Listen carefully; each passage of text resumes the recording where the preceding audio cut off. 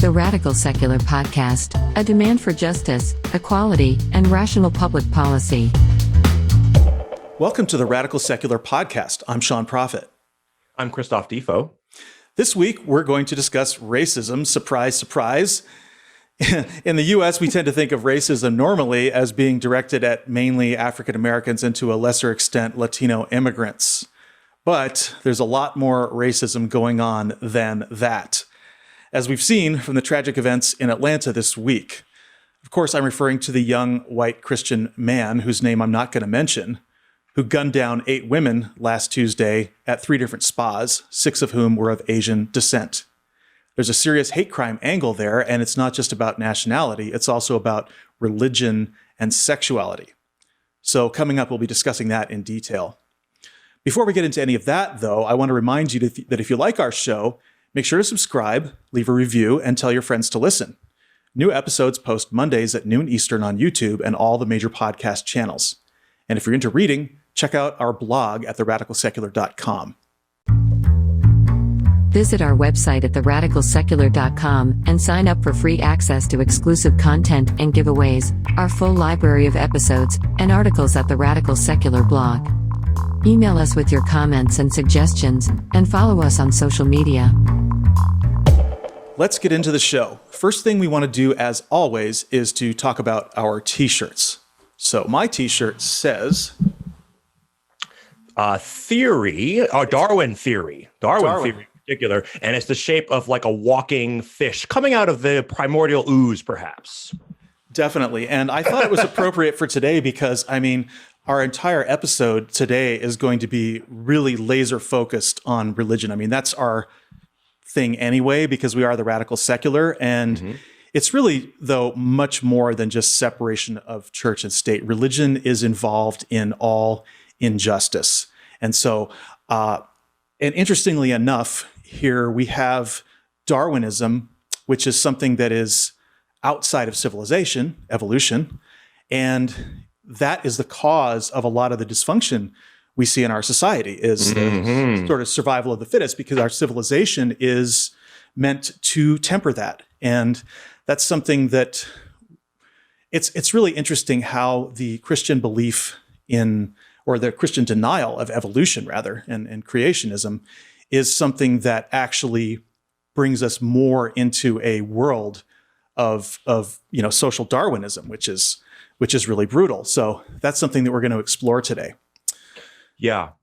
I that's, I think, really important. One thing, we had a group thread, the 3 of us, you, me, and Joe, this week, and you guys were talking about the hierarchy and how it seems that no matter what we do, we human beings default back to these hierarchies, right? And and there's something biologically driven about that. But because it's natural does not mean it's good. In fact, usually, oftentimes, natural is bad, right? That is bad for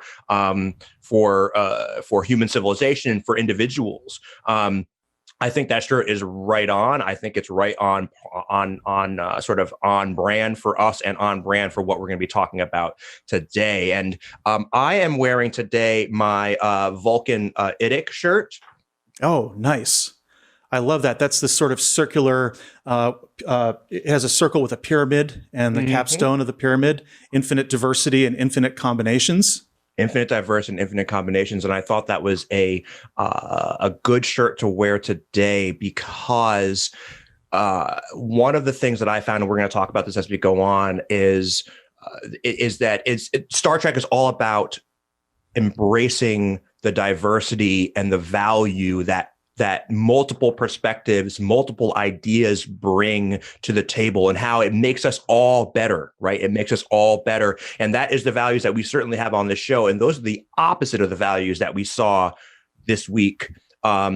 So we always see the opposite of those values from conservatives, but in the brutal murders, the spa murders, that was and the denial and the deflections that we were seeing from conservative media is an explicit rejection of those principles. And I think it's important to reaffirm those principles as much as possible. And so today I'm wearing the Idic shirt.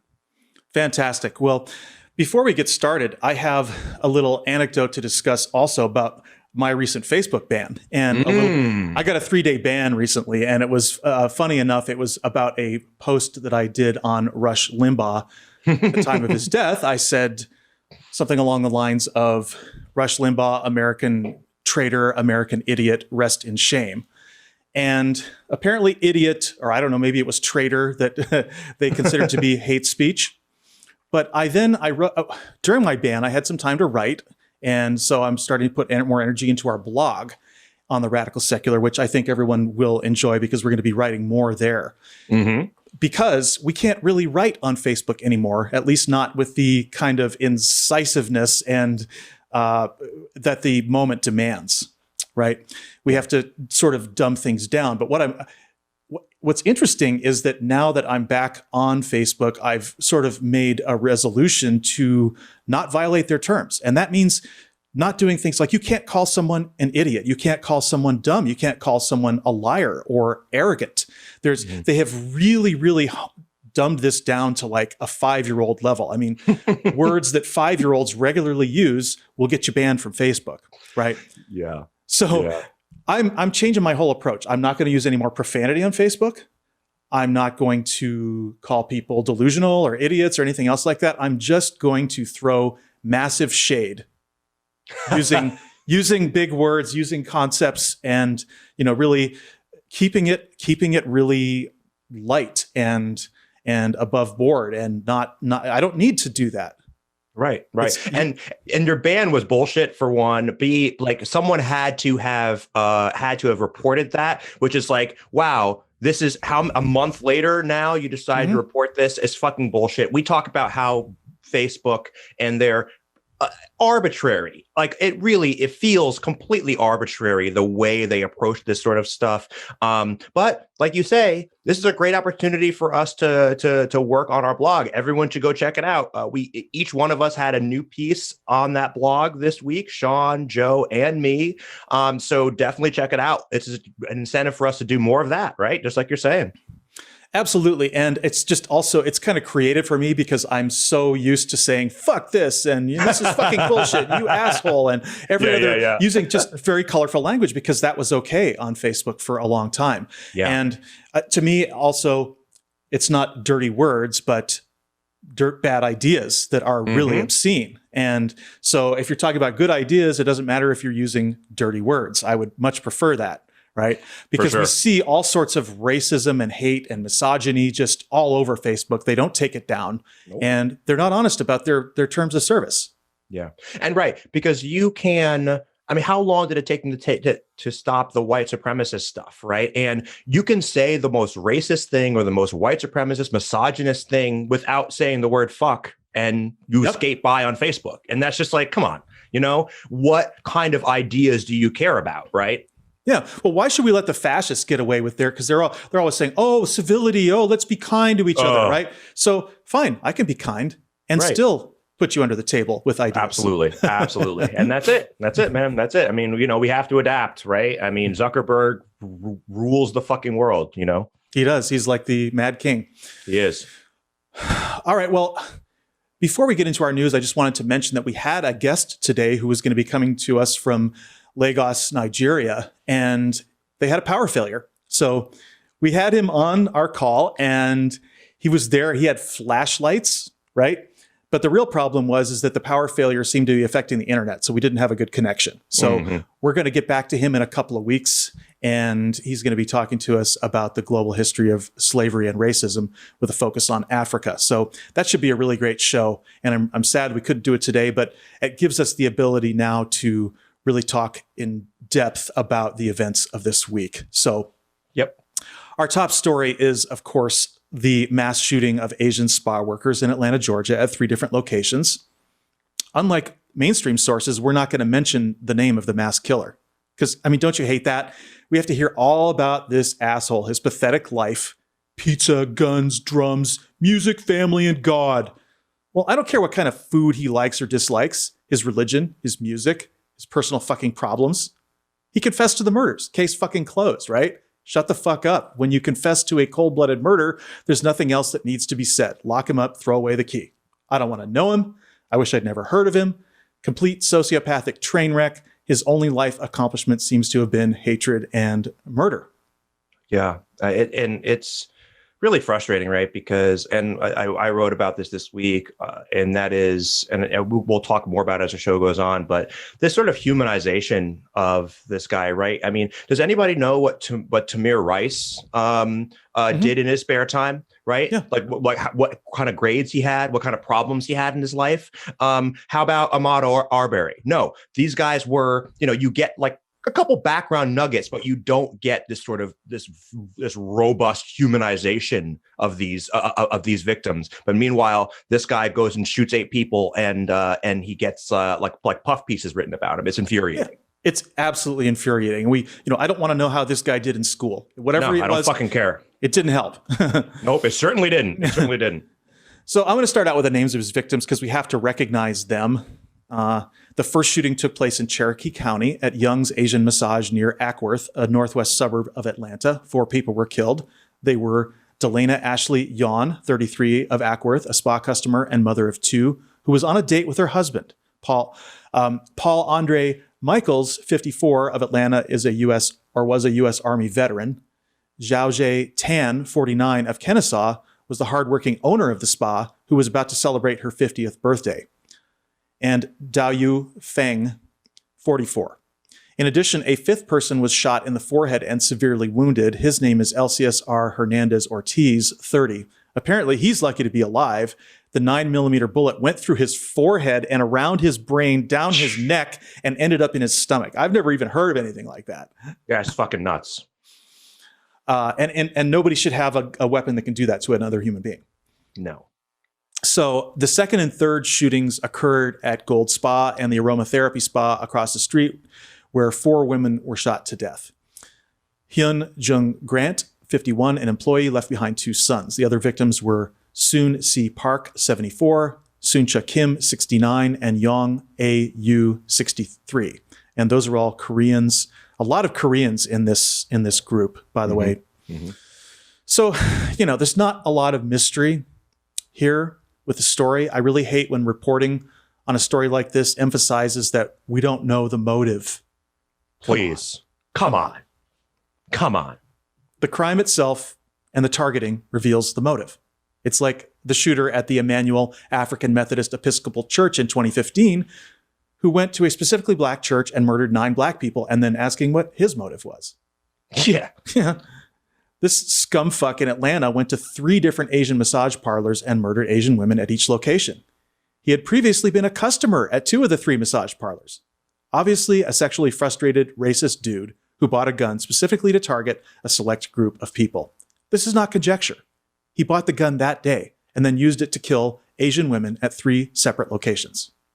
By the way, I want to bring up something else here about anti-Asian racism, and this relates back, Christoph, to your episode 21 about race, genetics, and IQ. Because we hear white supremacists talk all the time about genetic superiority versus inferiority. And there's kind of an irony here because white supremacists all talk about the inferiority of Black and Latino people, but they also often talk about the intellectual superiority of Asians. Mm-hmm. I know it's crazy trying to expect consistency from white supremacists. Yeah, right. They hate people who are inferior, and now they're going after people they openly acknowledge are intellectually superior. What's your take on this? Yeah, this is, it's tough, right? Because there is no logical consistency with racism, right? It is it's a biologically driven, socially enhanced sort of pathology, sort of, right? That is inherent to human beings for sure. And so to say like, oh, well, they think that these people are smart and these people are dumb, but it's not based on empirical anything, right? Because certainly there are a lot of smart Asian people, but there's also a lot of not smart Asian people, right? And I wrote about this in the piece that I wrote this week, and that is like we have these, I think, stereotypes of Asian people as all Ivy League grads, math whizzes, and rich, right? That's like these stereotypes that we have. So basically, right. we traffic in these stereotypes, though certainly on the right, but even I think some of us on the left. And so, we, and I don't think we do it on purpose on the left. I think it is a problem that we are, by the way, willing to address in a way that people on the right are not willing to address it. But I think this is going to be a real eye opener for all of us, and because there's a lot of things going on here, right? There's the smartness, there's the smartness, then there's the like sort of the stereotypes about diminutive Asian women, right? These sort of stereotypes, and then you sort of mash into that disguised sexual frustration or whatever, and then you get this. Well, Asian women are fetishized, absolutely, for sure. But beyond that, also, isn't there something that the white supremacists always talk about, where if we have affirmative action, it's going to hurt Asians, like they care? Yes. Yeah. Right. All of a sudden, they care. Right. Like, all right. Everyone's a pawn. Well, this is the same thing where they say stuff like, affirmative action actually hurts Black people because it puts them in places like, what, you care about Black people now, right? You fucking white supremacist fuck. Now you're like, oh, I feel so bad for that Black kid at Harvard who's not going to be able to compete. Like, first of all, is that true? Probably not. But second of all, even if it were true, you feel bad for the Black person, please. Yeah, no, you're literally a white supremacist. It's disingenuous. In the extreme, of course, which is, of course, what we would expect. Right. All right. Well, back to our Atlanta white terrorist. For shits and giggles, let's put together a profile of this guy. What else do we know about him? First of all, the man is extremely hardcore Christian and young, at just 21 years old. He claimed that he committed the murders due to his sex addiction, and we'll unpack that in a minute. First, though, I want to talk about the deplorable reaction to the shooting by local law enforcement. At a news conference held by openly racist Sheriff Captain Jay Baker of the Cherokee County Sheriff's Department.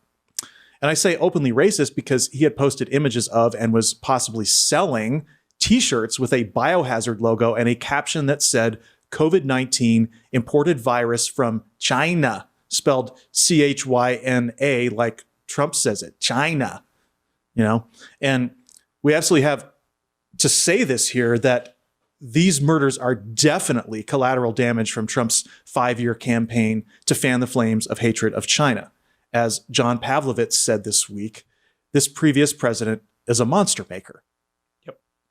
So Sheriff Captain Baker was quoted as saying at the press conference in regard to the confessed murderer that, quote, he understood the gravity of it. He was pretty much fed up and kind of at the end of his rope. And yesterday was a really bad day for him. And this is what he did. The end of his rope? A bad fucking day? He shot 8 or 9 people. What? Yeah. Do you want to react to that? I mean, what? It's just this coddling of white men. I mean, we can go down the list. The Kenosha guy, those 2 guys who shot Ahmaud Arbery. Like, there's always this humanization, and it's like, oh, well, it's video games or sex or it's like it's never ever the white dude's fault. It's always some societal problem that has drawn him into this. And we're talking about the most privileged class of person on the planet, right? White male Christian, right? The most privileged class of person on the planet. And you're making excuses for him. Meanwhile, let's talk about the people who are, I don't see this humanization of Black people. I don't see this humanization of Muslim people. Like, let's talk about the guy, you were going to talk about a Muslim terrorist in the same way, saying that like, oh, well, you know what? He grew up in a piss poor country under X, Y, and Z circumstances and da-da-da-da-da. Like, you know what? He was just at the end of his rope that day when he pulled the fucking cord, man. He was just on the end of his rope. See how ridiculous that sounds? It sounds completely ridiculous. Absurd. It's ridiculous. Of course it's ridiculous. The guy's a fucking terrorist. Call him a terrorist. Yeah.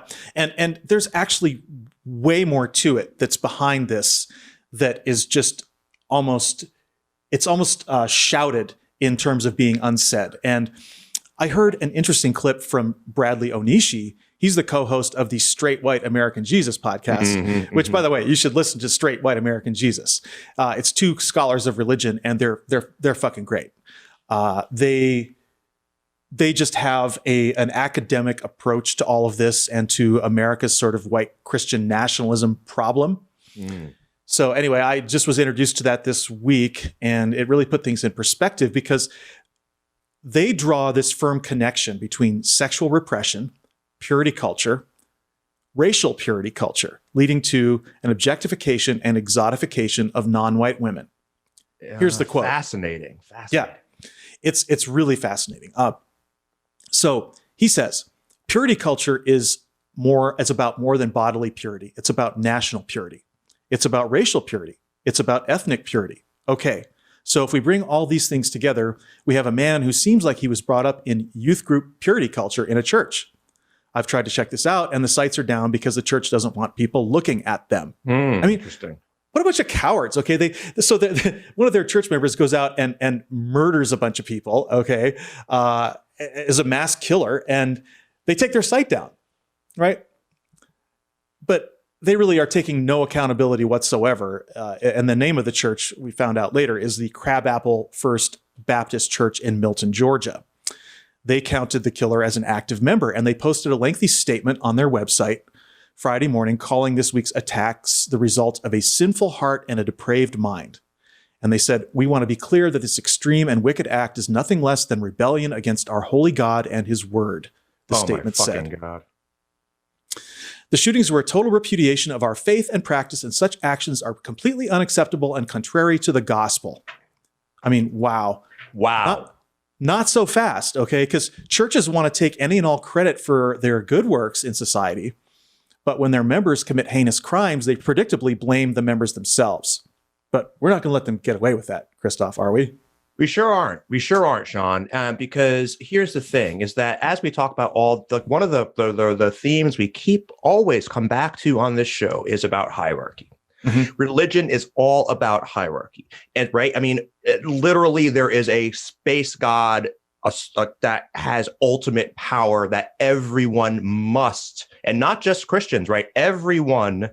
Because we have to make everybody correct. That the whole goal is to make everyone in the world Christians, right? So everyone has to bow down to. And don't worry, he also has emissaries on earth who you also can't question, right? And they are above you. And then, of course, there's the family structure that we talk about, the conservative moral hierarchy. My point is that this guy exercised what I said in my piece. He exercised what he sees as his birthright, as we in this country, frankly, see as his birthright as a white Christian male, and that is to dominate those below him. Right? If they don't behave in the way that he wants them to behave, he gets to go shoot them. Right? If the women don't give him the sex that he wants, he gets to go fucking shoot them, and that is why this is what these religious folks refuse to look at.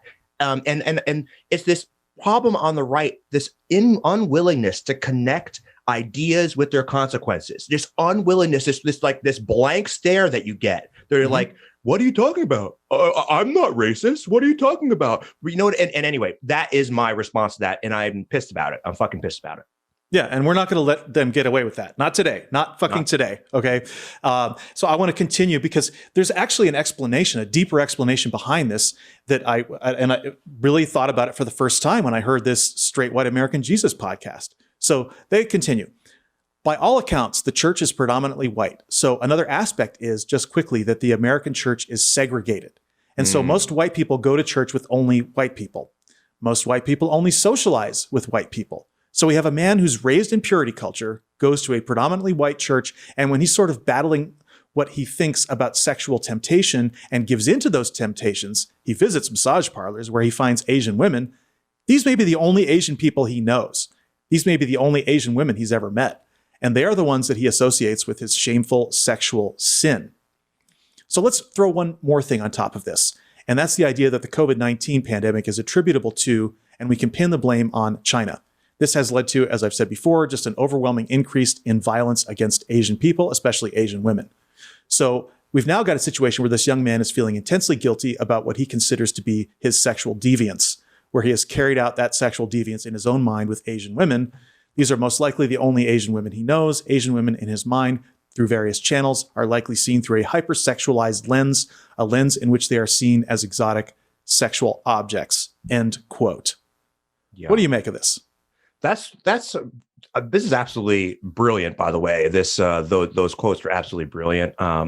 Because I thought a lot about this in terms of the fetishization and the sexualization of Black women, right? Of Black men too, also, by the way, right? Black men have big dicks. Black men have big dicks. Black porn, right?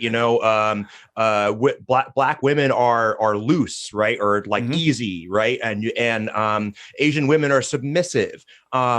And so what you end up getting, though, when you combine that with the toxic masculinity of sort of domination, these ideas, right?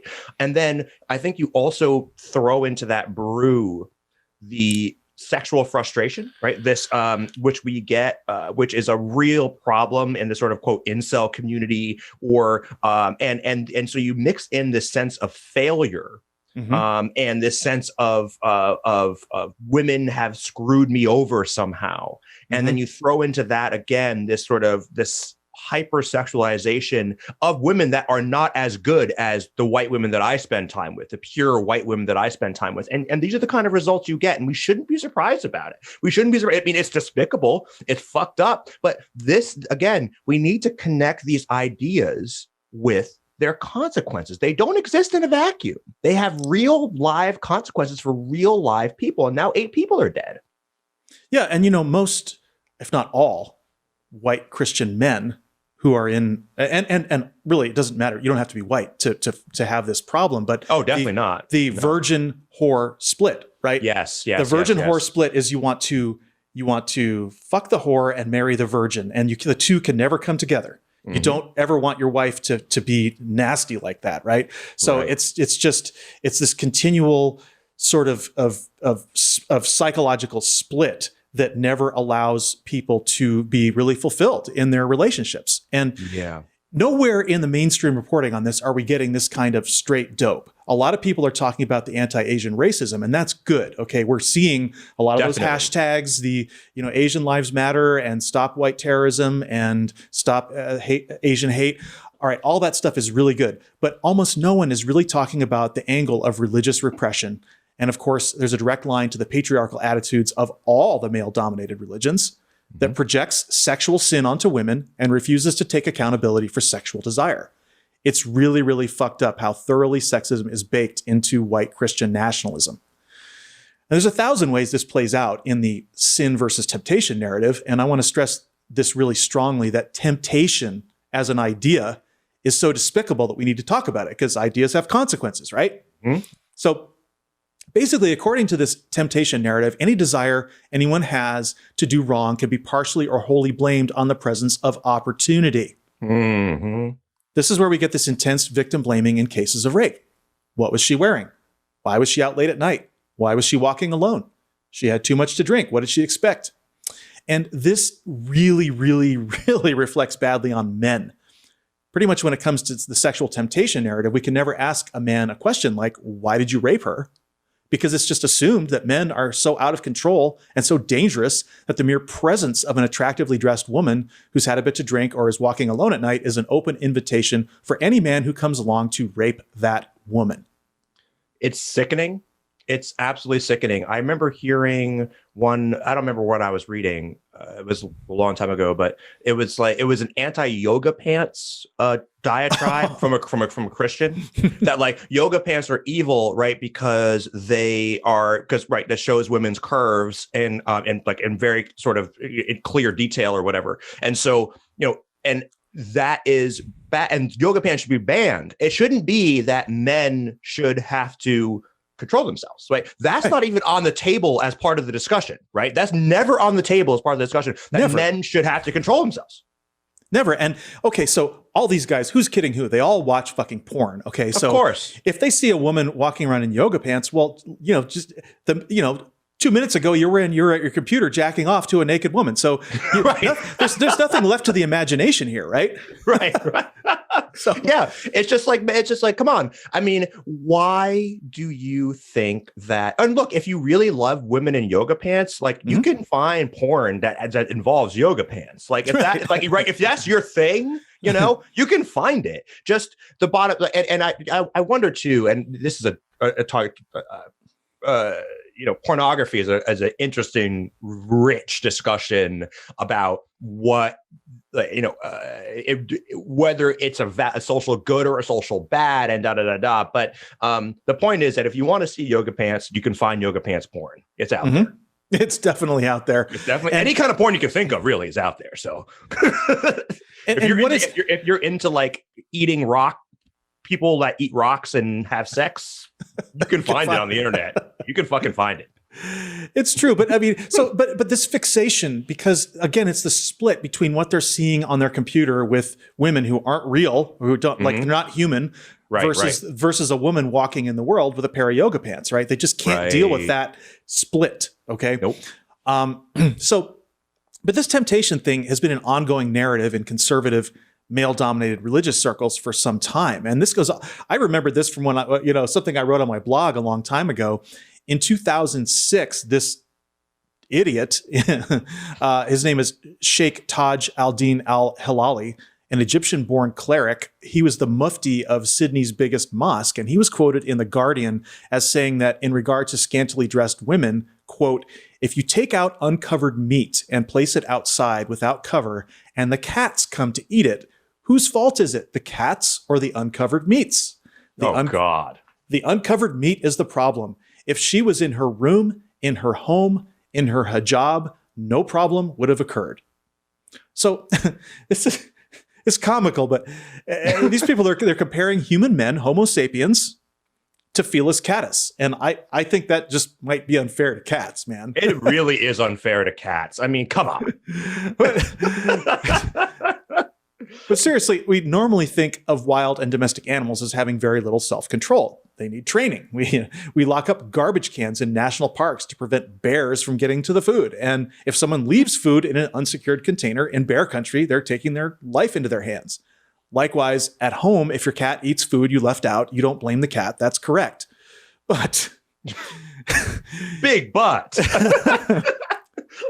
Human civilization, on the other hand, is based entirely on self-control, norms, and laws, and the idea that human beings have free will. Our entire legal system is based on accountability for one's actions. Yet, men are constantly finding ways to blame their lack of sexual self-control on their animalistic urges and placing the burden on women to cover up so they don't have to look at them. Have you heard of avert your eyes? Exactly. We see a lot of patriarchal women going along with this. How many teenage girls get sent home every year by female school teachers and principals for so-called dress code violations, which is patriarchy speak for little Billy, and probably also his male teacher can't control their sexual thoughts, and we can't trust them not to commit sexual violence. Yeah, absolutely.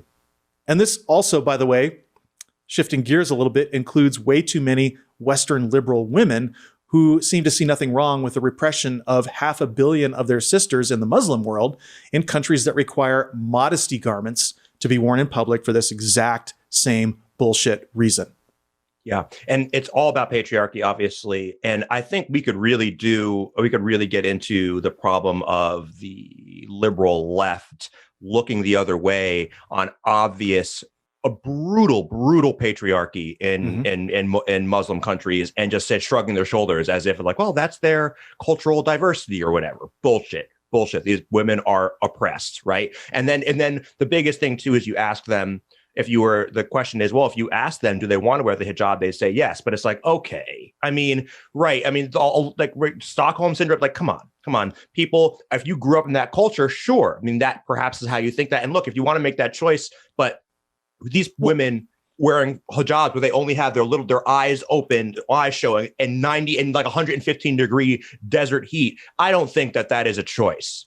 Obviously, they don't want to be doing that. And the funny thing is, you always have in the expat communities, right? You have Muslim women who still wear the hijab, even though it's not a law in the US or in Europe that you have to wear one, right? So they take it on, they say this is voluntary. Well, it's like, no, they have their own cultural enclaves, and the men in those enclaves enforce through social pressure. They enforce these women wearing them, and other women enforce it too, because one woman takes off the hijab. It's like, well, you're betraying our culture. Exactly. So she pays a heavy price for that. And I don't care what anyone says, it's not progressive. It's not progressive, and I think it's really disingenuous to say that like a woman, right, just because she happens to live in the United States has a real choice when you're wearing that hijab, and like you said, that social pressure is very, very serious, and it's all about taking the responsibility to be, like you say. And then we're talking about here the responsibility off of the shoulders of the man to control himself, right? And where we see this similarly is men say like who cheat, right? Men who cheat on their partners, and that's I'm saying different than having multiple partners. If that's you have an open marriage or whatever, if that's what you're into, I think that's perfectly fine. But what I'm talking about is men that cheat on their wife and they shrug their shoulders and say, well, you know what? Because there's a biological underpinning to that, right? Like there really is. I mean, right? But it doesn't. But just because it's natural or biological doesn't make it good. The purpose of civilization is to rein in that natural selfishness, that natural promiscuity, all these problems, these social problems that are natural, but definitely not good. Well, and I have to make a distinction there real quick, and I know it's a bit of a digression, but sure, there are people who have open relationships and open marriages. Absolutely. And they are, the key is they're honest with each other, right? Because if men who cheat, okay, it's not the sex, it's the lying. That's the problem, fundamentally. And so, okay, well, I want to take this back to this particular murder spree and the connection to evangelical Christianity, because I don't think we've quite closed that loop yet, and I want to really drive this home. All right, there's an article this week in Religion Dispatches written by Chrissy Stroop, and she's discussing the Atlanta killer, and she writes that he is the son of a fucking youth pastor. And I was reading another article about this, and I don't know if his parents are exactly youth pastors, but they're all very active in their church with recruitment. And and the killer actually had talked about in some of his writings and things like that what he saw as his life's purpose was recruiting, basically spreading the word of God to college students, whatever. Okay. And so again, here's this guy who is clearly a psychological train wreck. And if it was possible for religion to be a healthy influence on humanity, wouldn't we see someone who was that enthusiastic and devoted to his religion or the children of clergy in general as the highest exponents of moral and psychological health? Instead, we find the precise opposite, that religious teachings themselves are the literal genesis of social and sexual pathology. Yeah. So Stroop really goes into this, and I'm quoting from her now. According to Joshua Grubbs, PhD, who does research on religious attitudes towards sex, quote, conservative Christian men are prone to believe that they have pornography or sex addictions even when they do not. In other words, specifically because of their Christian upbringing, young Christian men often believe that their normal sexual urges are deviant and pathological because they've been told it's a sin to have sex before marriage. This leads them into intense self-loathing, away from having normal, healthy sexual relationships, and toward pornography and sex workers. Dr. Grubbs says, quote, there are also quite a number of people who report feeling out of control even with minimal use of pornography. These young men are literally being raised to hate the natural sexual feelings coming from their own bodies, and by extension to hate the women they lust after. The article continues, quote, if the killer is telling the truth about his desire to eliminate the temptations, that is, women, that he claims exacerbated his sex addiction, it's likely that he learned to think of himself this way and to objectify women in church. In evangelical institutional environments such as churches and Christian schools, discussions of sex are usually steeped in purity culture. That is a complex of beliefs and practices associated with an unhealthy fear of sexuality and intense pressure to remain, quote, pure, that is, sexually inexperienced before marriage. Now, this is still Chrissy Stroop talking. I am among the many ex-evangelicals who were essentially coerced into signing purity pledges in the 1990s, which is just one of the many manipulative practices associated with purity culture. According to Grubbs, purity culture places heavy emphasis on temptation and evil. Pornography is considered something evil and to be eliminated. Given that framing, it's not surprising that someone might view all sexual temptations as evil and needing to be eliminated. Speaking of the killer, Grubbs elaborated, I would not call this person a victim of purity culture, but it is possible that he is a product of it. The flip side of more secular rape culture purity culture teaches boys that they are lust monsters, and girls that it is their duty to protect their purity by being modest.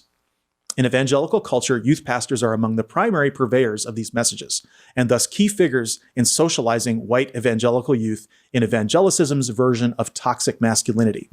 As a result, victims of child sex abuse and sexual assault in evangelical communities are often blamed for tempting the perpetrators. Like some little 6-year-old girl is going to tempt a grown man, right?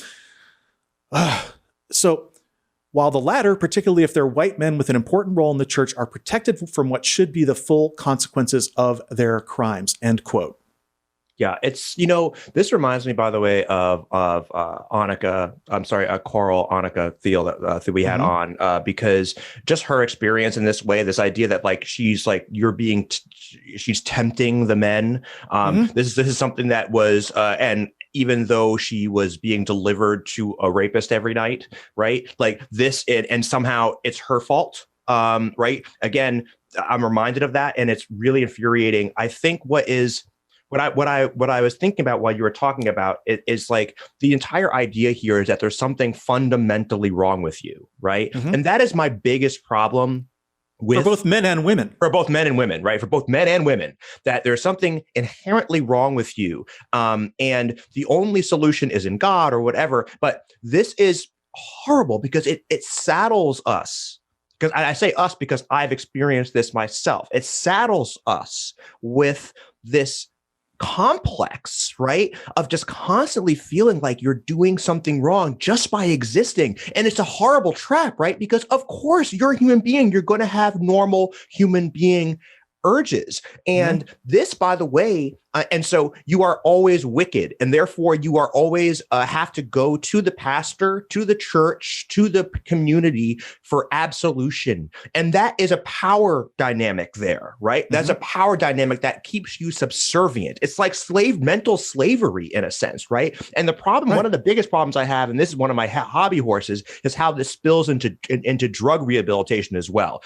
And I want to do a show on that one day. Oh, we should. But we definitely should, because that is a really interesting topic. But this religious element, that there's something inherently wrong with you, right? This idea that, for example, I'm an alcoholic or I'm a drug addict, and there is something, and that is like a burden that I need to carry. And the only way I can solve that problem is by going to meetings or by praying or by whatever, right? And I think it's a similar sort of mindset, and it's dangerous. It's dangerous. It creates people like this killer.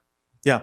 Well, and I have been really hard on this guy, from the beginning, and called him a loser and a sociopath and everything else like that. And that's all true. But in another sense, he is a victim of evangelical Christianity.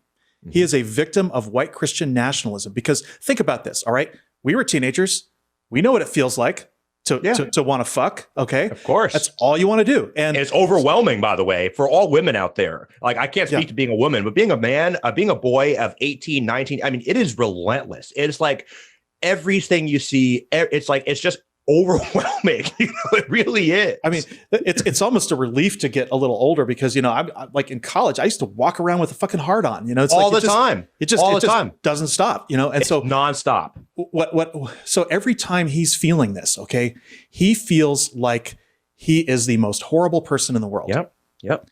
And so instead of understanding that this is this church and this false belief system that he's been, brought into and brought up in his life, and that he's a victim of that, he instead projects that hatred and that rage outward. Yep. And guess who pays the price? Guess who fucking pays the price?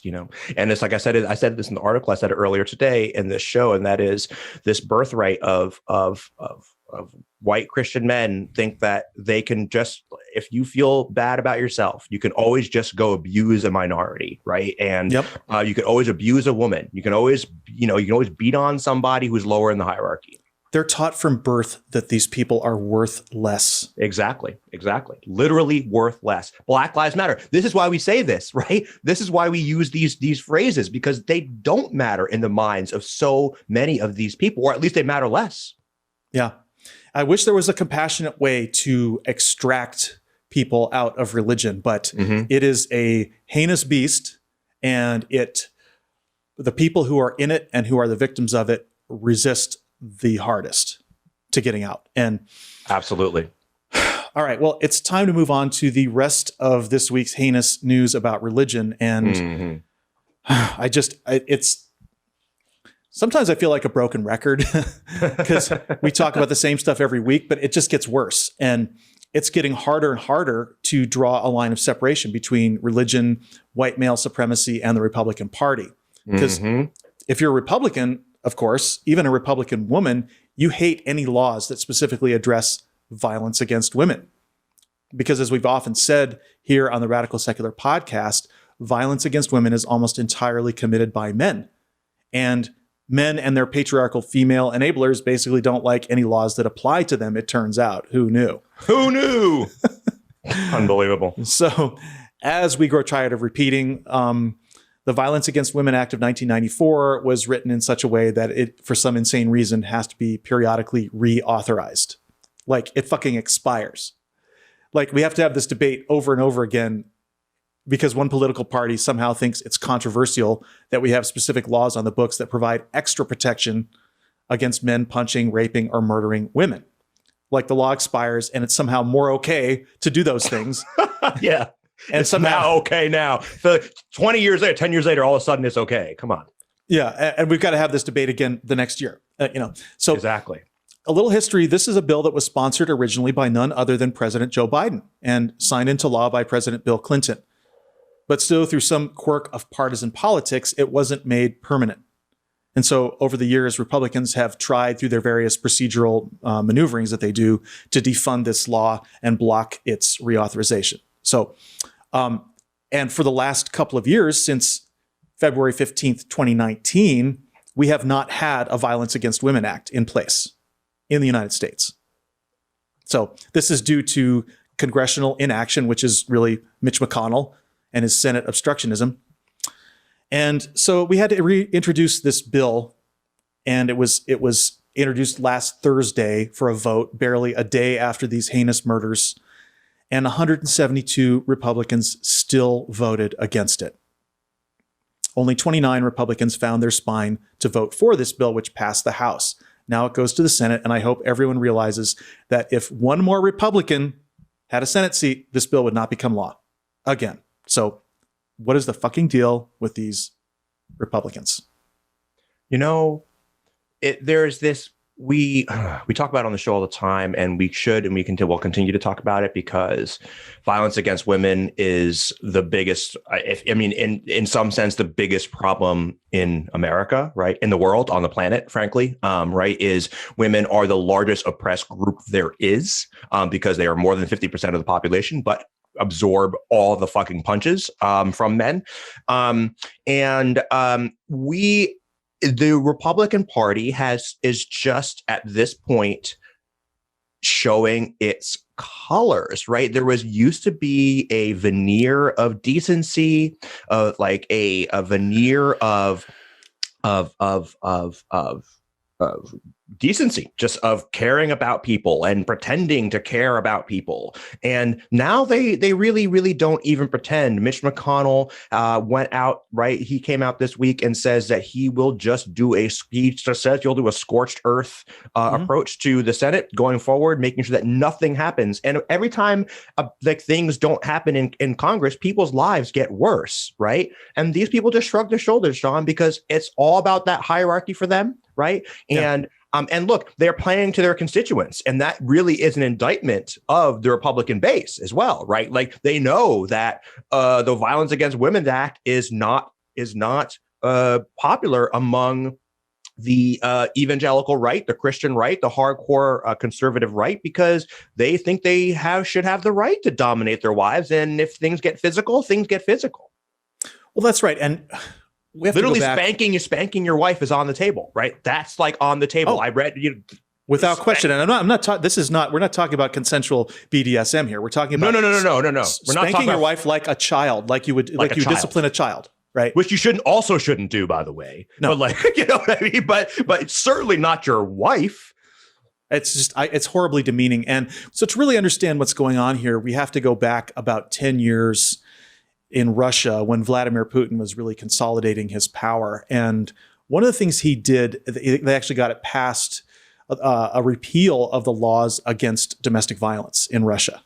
And so it is now legal again to beat your wife in Russia. And that is a dramatic step backwards. And it really makes you realize how much violence against women is a part of the authoritarian culture. And this is true. We know this from the book, The Reactionary Mind by Corey Robin, that we always talk about. Mm-hmm. And there's a whole section in there that goes into how much the conservative needs to dominate the family and needs to dominate the household. And that's very much also so you've got this kind of secular conservatism that really dovetails with the evangelical Christianity to really, I mean, we look at our demand for justice on this podcast really began with a call for strict separation of church and state. But now religion in America it's becoming an absolute crisis. I mean, you look down your street at the Catholic Church, or the steeple of this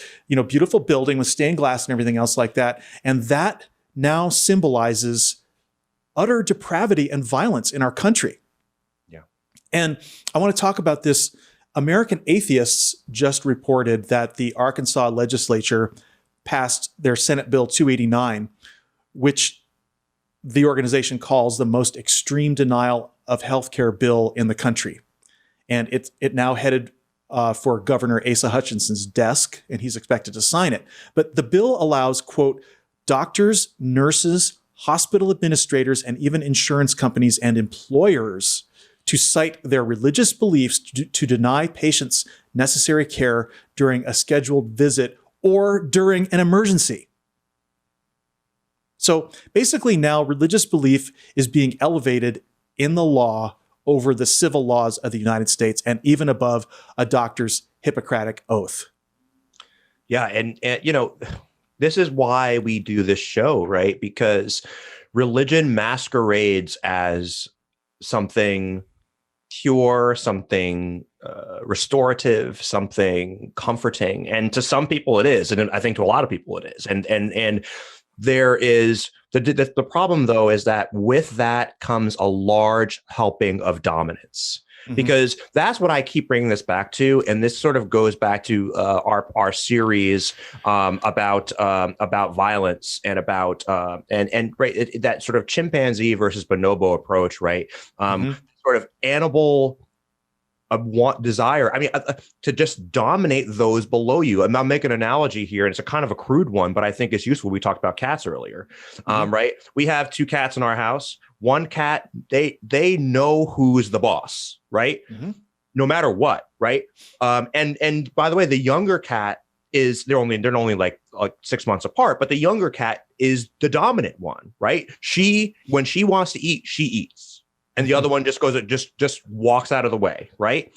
And my point, though, is that in the animal kingdom, of which we are a part, we don't like to think of ourselves that way, but we are a part of it, right? Dominance is pretty normal. It's certainly normal among primates, right? And so, in some sense, we are fighting uphill against that tendency, and that is how I look at at the conservative movement. And what I'm saying, what's really becoming clear to me is that the modern GOP conservative movement that exists now has thrown off any facade of caring about anything but that hierarchy, but that dominance. And we're just seeing it in spades now. The cross doesn't mean Christ anymore. It just means dominance. It means order. It means you know your part, know your place, and you just play your role and don't do anything else.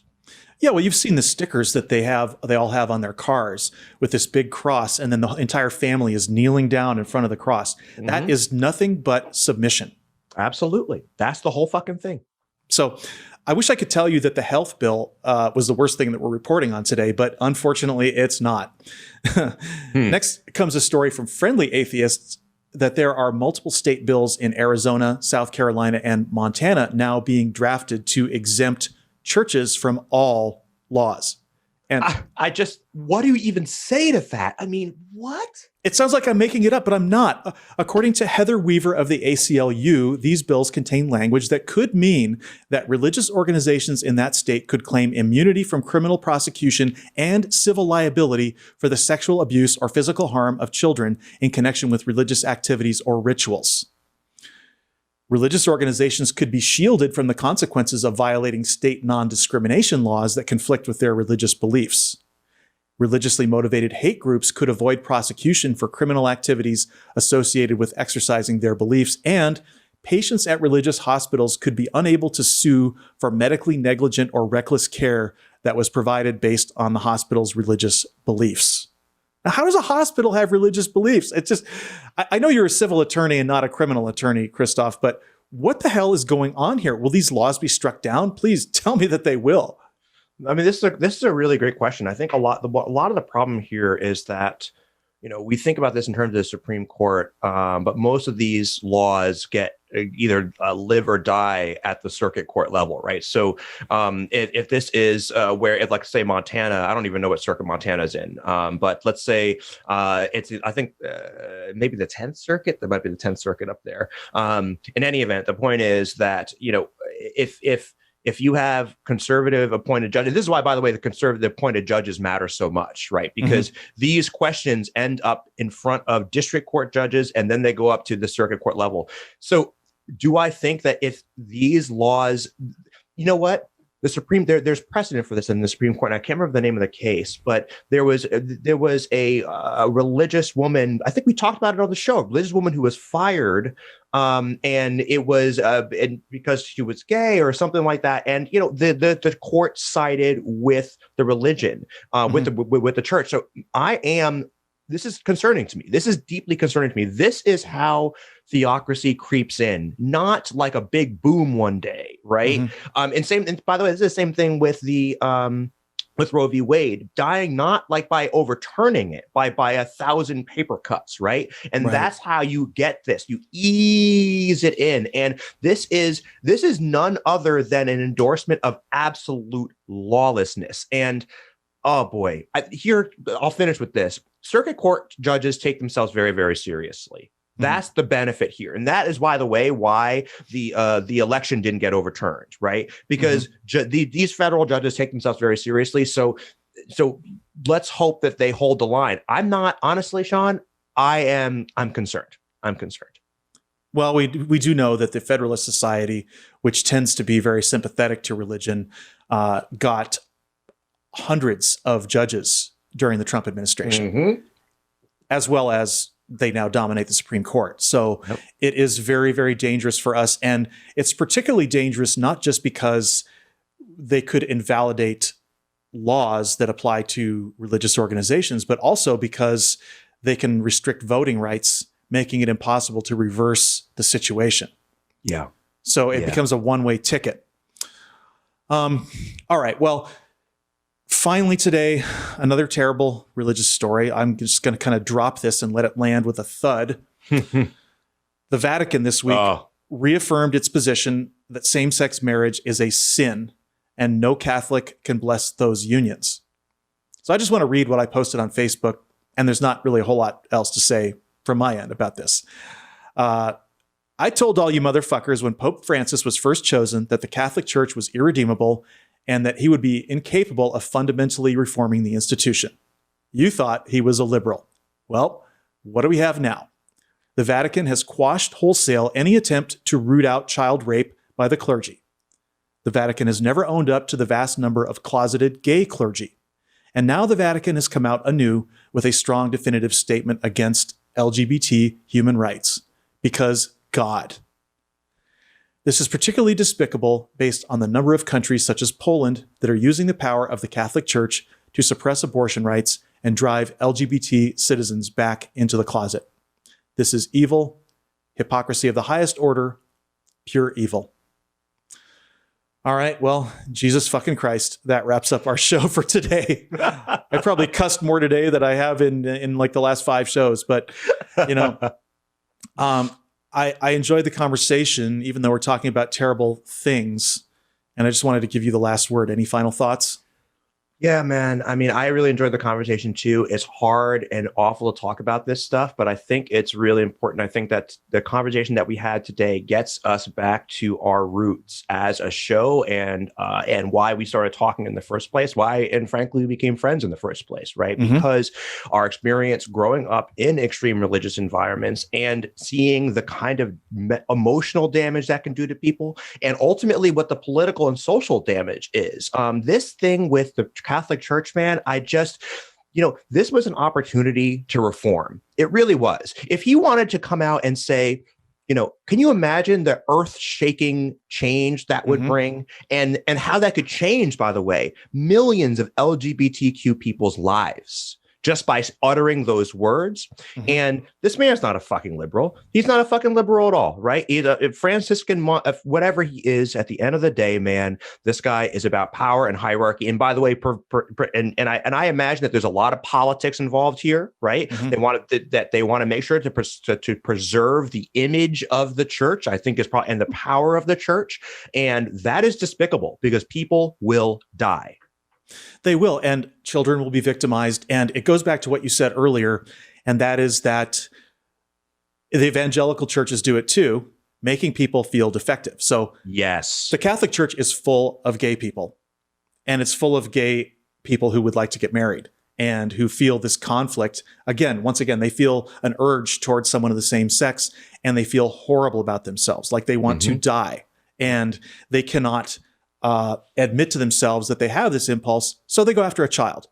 It's just, it's just so wrong. It's so wrong. And by the way, this is why when people say, oh yeah, but religion does all these good things too. And it's like, I call bullshit. I call bullshit. You can get all of those values that you get from religion, people get from religion, from elsewhere. And the rest is just suffering. It's suffering for people. It's suffering for real people. I mean, I just think of a gay man in under the Russian Orthodox Church in Russia right now. Your life is just persecution is just okay. You know what? On Instagram, I sometimes see Russian people commenting, Russian men commenting on something that's pro-LGBT, and it is awful, the things they say, because their homophobia is normalized. It is perfectly normalized, and that's what happens, and it results in real people dying. In fact, when I was practicing and I was doing pro bono work,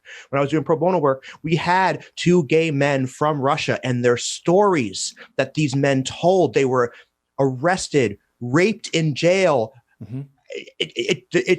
The life of being LGBTQ in, say, Russia, under that world, and the dominant environment, and the political expediency of just being anti-LGBTQ for Putin, who probably doesn't care one way or the other, right? And it's despicable. And again, people die. Real people die. Yeah, it's just a ticket to power for people like Putin. And what I want to say is, if just the anti-LGBT stance alone would be enough reason to get rid of religion. Exactly. But then you have what we talked about today.